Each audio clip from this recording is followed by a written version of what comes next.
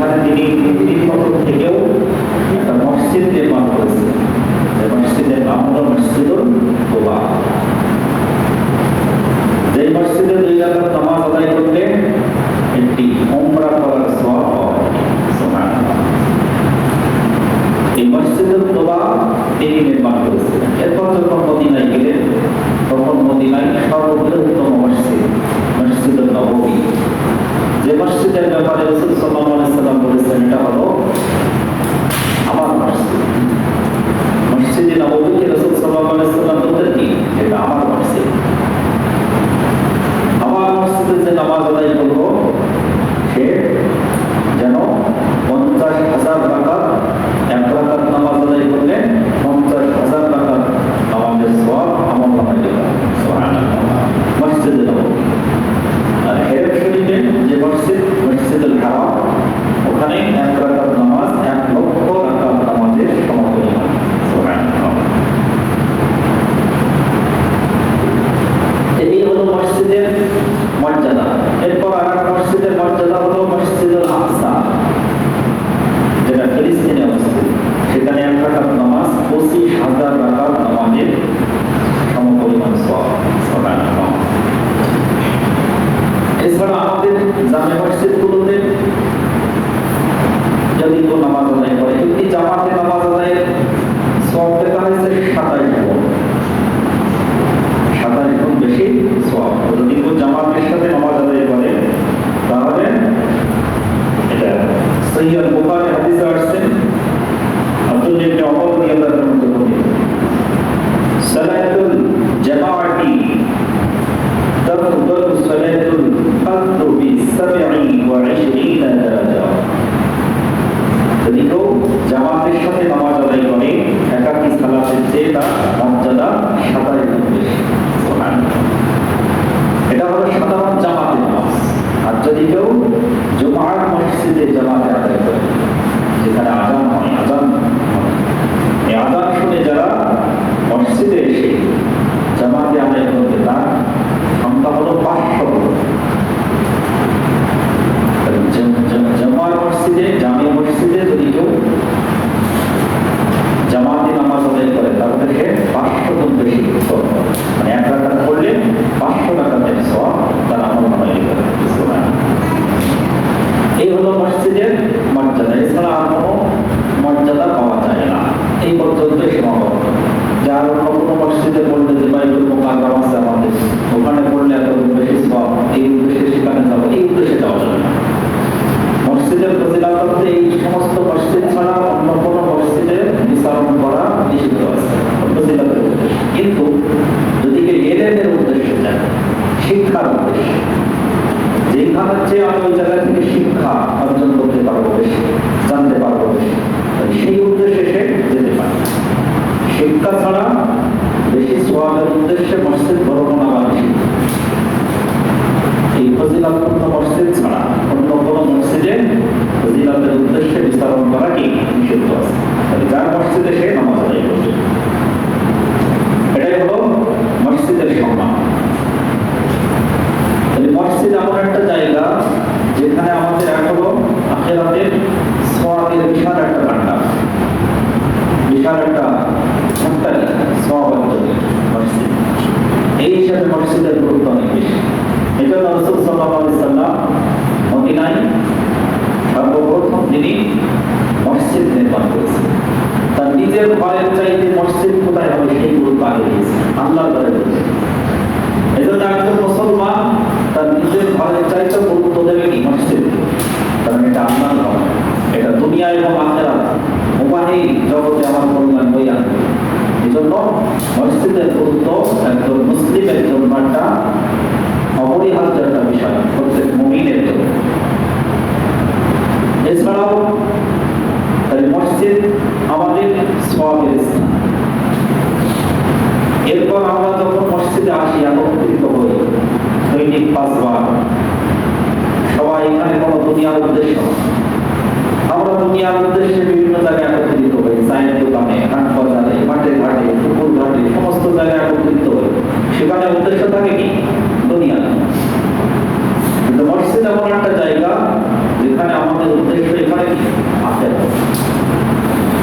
আল্লাহ ভীতি, আল্লাহ দয়া, আল্লাহ রহমত পাওয়ার আশা। যখন মসজিদে ঢুকি দোয়া করি কি আল্লাহুম্মা আফতাহলি আবওয়াবা রাহমাতি, যে আল্লাহ আমার জন্য এই যে দরজা দিয়ে প্রবেশ করলাম এটা আমার জন্য রহমতের দরজা খুলে দিন।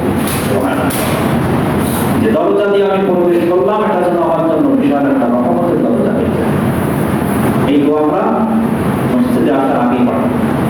তাহলে এখানে আসার উদ্দেশ্য হলো আল্লাহর রহমত, যেটা আমাদের দুনিয়ায় কল্যাণ হয়ে যাবে।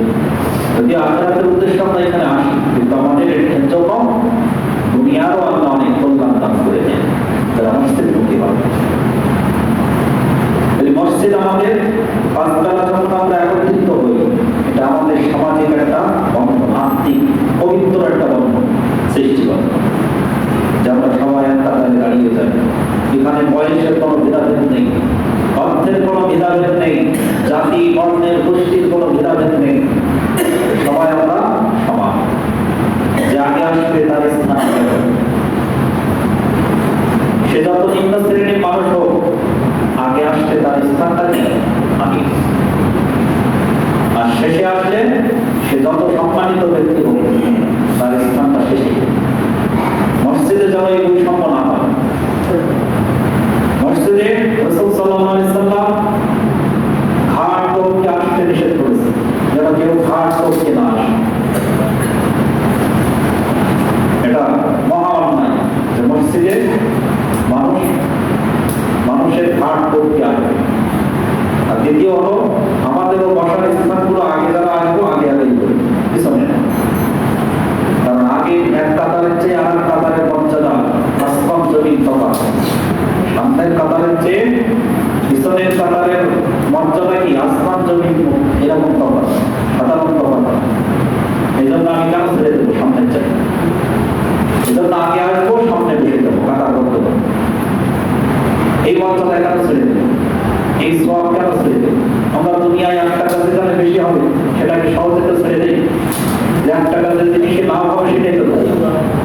এক দোকানে একটা জিনিস তার দাম কম পাওয়া যায়, যে দোকানের এই বাজারের এই মাথায় এক জিনিসের 1 টাকা বেশি দাম, আর এক মাথায় হেঁটে যায় 1 টাকা করে কম পাওয়া যায়। তাহলে মানুষ সেই টাকায় যায় কিনা? দুনিয়ার ব্যাপারে এই ব্যবসা কেউ লস করি না। তাহলে যেখানে হাজার লক্ষ পরিমাণ হতে পারে সওয়াবের ব্যবস্থা, সামনের কাতারের নামাজ আর দ্বিতীয় কাতারের নামাজ কি সওয়াবের ব্যাপারে হাজার লক্ষ পর্যন্ত হতে পারে। এই জন্য এটা কেন ছেড়ে দেবে?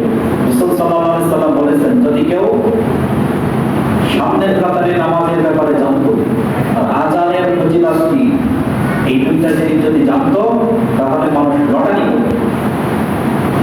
লটারি করে আমি আগে পাবো, লটারিতে আমি যদি আগে পাই আগে লটারি করে হলেও এই কাজে এগিয়ে আসে যদি এর সওয়াব জানো। তাহলে কি পরিমাণ সওয়াব! এজন্য আমরা কেউ আগে আসলে আগে সওয়াব যেন ছেড়ে না দিই। তো আমরা এখানে একত্রিত হই মসজিদে আখিরাতের উদ্দেশ্যে। পবিত্র একটা দেহ নিয়ে, পবিত্র একটা মন নিয়ে আমরা মসজিদে একত্রিত হই, যেখানে আমাদের পবিত্র একটা বন্ধন সৃষ্টি হয়। একে অপরের সাথে আমরা সবাই একাকার হয়ে যাই। বয়স্ক লোক, সমবয়সী লোক, বৃদ্ধ লোক, যুবক, এরপরে ছোট ছোট বাচ্চারা, সবাই আমরা একাকার হয়ে যাই মসজিদের মধ্যে আল্লাহর ঘরে। আল্লাহর ইবাদতে আমরা সবাই একসাথে সিজদা অবনত হই। এটা কত সুন্দর একটা দৃশ্য! এটা শুধু আমাদের বাইরে থেকেই ঘটলে হবে না, এটা অন্তর দিয়ে চিন্তা করতে হবে যে আমরা মসজিদ আল্লাহর ঘরে আমরা সব মানুষ একত্রিত হয়ে যাই। বিশেষ করে জুম্মার দিন, জুম্মার দিনে আমরা সবাই যে 5 ওয়াক্ত নামাজ না পড়লেও মসজিদে চলে আসে। এটা একটা আকর্ষণ, এটা হৃদয়ের টান। 5 ওয়াক্ত নামাজে আমাদের ইমানের দুর্বলতার কারণে ওই আকর্ষণ আসে না, 5 ওয়াক্ত মসজিদে টানে না। কিন্তু জুম্মায় তো টেনে নিয়ে আসে। যতটুকু ইমান আছে এই ইমান আমাকে বাড়ি বসে থাকতে দেয় না, অন্তত জুম্মায় নিয়ে আসে। ওই আমার ইমানটা আমাকে প্রজ্বলিত করে, এই ইমানটা আমাকে আকর্ষণ করে আল্লাহর ঘরে নিয়ে আসে।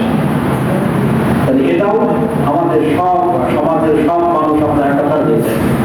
এটা একটা অপার্থিব একটা সৌন্দর্য এবং মনের ভিতরে একটা বিরাট আবেগ উৎফুল্লিত হয়ে ওঠে যে আমরা মসজিদে আল্লাহর ঘরে আল্লাহর ইবাদতের উদ্দেশ্যে আমরা সমাজের সব পেশাজীবী মানুষ যে পেশায় থাকি না কেন আমরা সব এক কাতারে হয়ে যাই, যে পর্যায়ে মানুষ হই না কেন আমরা সব এক হয়ে যাই। এটা আমাদের অত্যন্ত গুরুত্বপূর্ণ একটা বিষয় হয়ে আনে, মনের ভিতরে একটা বিরাট আকর্ষণ তুলে আনে। মসজিদ আমাদের এই দৃশ্যপটগুলো আমাদের সমাজে তুলে ধরেছে। এজন্য আমরা মসজিদটাকে এজন্য আমরা গুরুত্ব দেব যে আমরা এখানে আল্লাহর ইবাদতে সবাই এক কাতার মত হতে পারি। আল্লাহর সন্তুষ্টি অর্জনের উদ্দেশ্যে আমরা সবাই এই জায়গায় অন্তত এক হতে পারি। এই একটা সিস্টেম অন্তত আমাদের আছে, আর কোনো জায়গায় হয়তো এক হতে পারি। চায়ের দোকানের বেঞ্চ গুলোই সবাই এক জায়গায় বসে না, সবাই কি এক কাতারে বসতে পারে না, এক বেঞ্চে বসতে পারে না, ভিন্ন ভিন্ন বেঞ্চে বসতে পারে না। কার পাশে কে বসবে এটা চিন্তা করে বসে। কিন্তু মসজিদ এমন একটা জায়গা যেখানে ওইটার কোনো সুযোগ নাই, ওই বৈষম্যের কোনো সুযোগ নাই। একজন ভিক্ষুকও যদি বসে থাকে আর চেয়ারম্যানের জায়গা যদি ওই জায়গায় থাকে, সে চেয়ারম্যান এসেও ওখানে বসতে। বড় বড় শহরে যখন একজন ভিক্ষুকও বসে, এমপিরাও যখন আসে, তো সে এমপি হোক, ডিসি হোক, ম্যাজিস্ট্রেট হোক, সেও কি ওই এক কাতারে থাকে। এটাই হলো ইসলামের সৌন্দর্য, যে আলাদা কোনো সেপারেট জায়গা থাকবে না, সব মানুষ এখানে সমান। এটা আমাদের সব ক্ষেত্রে এই শিক্ষা মসজিদ থেকে নিয়ে সব জায়গায় এটা আমাদের কার্যকর করতে হবে যে আদম সন্তান হিসাবে আমরা সবাই সমান। আল্লাহর জন্য আমরা সবাই সমান। আল্লাহর কাছে আমরা শুধু বান্দাই, শুধু তার গোলাম। আল্লাহ হলেন শুধুমাত্র অহংকার যদি করে আল্লাহর শান, ওটা অন্য কোনো মাখলুকের শান। আমরা তো মাখলুক, আমরা সৃষ্ট জীব, এই হিসাবে আমরা সবাই সমান। আল্লাহ কাউকে সম্মানিত করে, কাউকে অপমানিত করে, সেটা আল্লাহ তাআলার হাতে। নিজে নিজে আমাকে সম্মানিত হওয়ার সুযোগ নেই। আর সম্মান যদি হতে হয় লিত্তাকওয়া, আকরাবা লিত্তাকওয়া, যার তাকওয়া যত বেশি তার সম্মান তত বেশি। আল্লাহর ভয় যার মধ্যে যত বেশি হবে সেই বেশি সম্মানিত হবে। তাকওয়ার ভিত্তিতে মানুষের সম্মান, এটা সূরা হুজুরাতের 12-13 নম্বর আয়াতের দিকে আল্লাহ তাআলা বলেছেন। মানুষের মধ্যে সম্মানিত হবে সেই যে তাকওয়ার ভিত্তিতে সম্মান। তাহলে আমরা মসজিদের গুরুত্ব, আজকের আলোচনার বিষয় কি, যে মসজিদের গুরুত্ব আমাদের মুসলিমদের জন্য কতটুকু। তাহলে 1 নম্বর, এটা ইবাদতের ভিড়, যে আমরা দৈনিক 5 বার মসজিদে ছুটে আসি আমাদের ঈমান ধরে রাখার জন্য, যে আমি যেন কাফের না হই, আমি কাফেরদের মধ্যে আছি না মুমিনদের মধ্যে আছি, এটা পার্থক্য করে দেবে আমার মসজিদে আসার অবস্থান। আমার মসজিদে আসা যাওয়া এটা আমাকে প্রমাণ করবে যে আমি আসলে মুমিন নাকি কাফের। নামে পরিচয় নয়, কাজেই পরিচয়। সহিহ মুসলিমের হাদিসে আসছে, বাইনার রাজুলি ওয়া বাইনাশ শিরকি ওয়াল কুফরি তারকুস সালাহ। একজন কাফের মুশরিক এবং একজন মুমিনের পার্থক্য করে দেবে সালাত, নামাজ। নামাজ যদি আমি পড়ি তাহলে আমি মুমিন, আর নামাজ যদি আমি ছেড়ে দেই তাহলে হয় মুশরিক হয়ে যাব, নাই কাফের হয়ে যাব।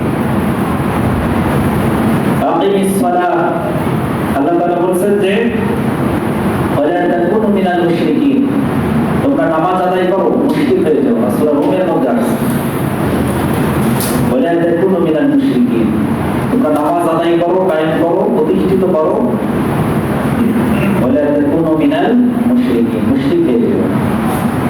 তাহলে আমরা নামাজ আদায়ের সাথে মুশরিক হওয়ার কথা কেন বলবে? নামাজ ছেড়ে দিলে আমি অন্য কোনো পূজায় আচ্ছন্ন হব, আত্মিক পূজা, নফসের পূজায় আচ্ছন্ন হব, যারা আল্লাহর হুকুম মানলাম না, নফসের হুকুম মানলাম, তাহলে আমার নফসকে আমি আল্লাহর জায়গায় বসিয়ে দিলাম, এটা আমার কাছে আমার জন্য শিরিক হয়ে গেল। অথবা অন্য কারোর হুকুম পালন করলাম ওই সময়, তাহলে আল্লাহর হুকুম বাদ দিয়ে অন্য কারোর হুকুম যদি আমি পালন করি, তাহলে আল্লাহর স্থানে তাকে বসি আমি শিরিকে লিপ্ত হয়ে যাচ্ছি। এইভাবে আমি নামাজ ছেড়ে দিয়ে মুশরিক হয়ে যাচ্ছি। যদিও আমার নাম মুসলিম, ওটার আইডি কার্ডে আমি মুসলিম, পরিচয় দেই মুসলিম, মুসলিম অনেক ঐতিহ্য আমি মেনে চলি, কিন্তু তলে তলে দেখা গেছে যে আমি মুশরিক হয়ে গেছি। এটা আমি জানি।